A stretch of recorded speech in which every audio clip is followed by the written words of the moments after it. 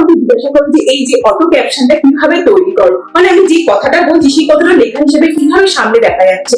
আজকে আমি ভিডিওর মাধ্যমে দেখিয়ে দেবো কিভাবে তোমার কথাগুলোকে সামনে অটো ক্যাপশন হিসেবে তৈরি করবে। যদি ভিডিওটা ভালো লাগে নতুনদের মাঝে প্লিজ ছড়িয়ে দিও, আর পারলে সেভ করে নিও, কারণ সেভ করে রাখলে তুমি পরবর্তীকালে আবার ভালো করে দেখে কিন্তু তুমি জেনারেট করতে পারবে।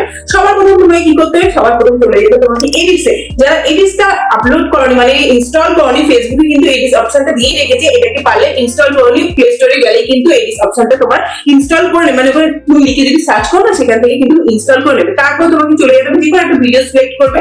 ভিডিও সিলেক্ট করার পর দেখো এখানে দেখো সিসি বলে লেখা আছে, ওটাই হচ্ছে অটো ক্যাপশন, মানে সিসি মানে ক্লোজ ক্যাপশন। ওইটার মধ্যে টাচ করবে, টাচ করে মানে কিছুক্ষণের মধ্যেই কিন্তু তোমার এটা অটো ক্যাপশনটা হয়ে যাবে, মানে তুমি যা বলবে সেটাই কিন্তু লেখা হিসেবে দেখাবে।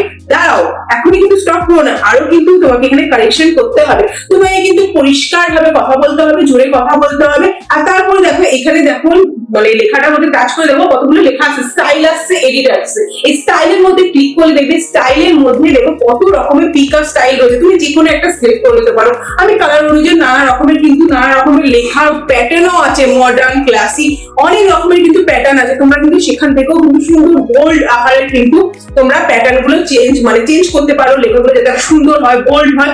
তারপর তোমরা কি করতে পারো, যে লেখাগুলো দেখছো সেখানে আমরা ট্যাগ করবে, এডিট অপশনের মধ্যে ট্যাগ করবে। এডিট অপশনের মধ্যে ট্যাগ করার পর দেখি যে ওয়ার্ডগুলো তোমার উচ্চারণগুলো ভুল হচ্ছে। অনেক সময় কিন্তু জেনারেট হওয়ার সময় কিন্তু অনেক ওয়ার্ডগুলো কিন্তু লেখাগুলো ভুল ভাল হয়ে যায়, বানান ভুল হয়ে যায়, ইংলিশ ক্যাপশন হয়ে যায়, মানে ইংলিশে মানে ট্রান্সলেট করতে, বাংলা ইংলিশ ট্রান্সলেট, যদিও বা বাংলা ইংলিশে হয় কিন্তু তোমাদের কারেকশনটা করতে হবে। লেখাগুলো যদি বানান ভুলভাল, সামনেটা ওটা দেখতে কেমন লাগে না, আমার কিন্তু প্রায় সময় আমি কিন্তু এই এডিট থেকে কিন্তু যে বানানগুলো ভুল থাকে সেগুলো কেটে কেটে কিন্তু আমি ঠিক করে নিই। তোমরাও যারা করবে তারা কিন্তু একটু চেক করে নেবে এডিটের মধ্যে গিয়ে যে আমার তোমার যে কথাগুলো বলছো পুরোপুরি ঠিক আছে কিনা। যদি ভিডিওটা ভালো লাগে নতুনদের মাঝে ছড়িয়ে দিও, আর যারা জানতে না তারাও কমেন্ট বক্সে বলে যাও যে এইরকম ভাবে যে অটো ক্যাপশন ইউজ করতে হয় জানতাম না, আর যারা জানতে তারাও বলে যাও। ধন্যবাদ।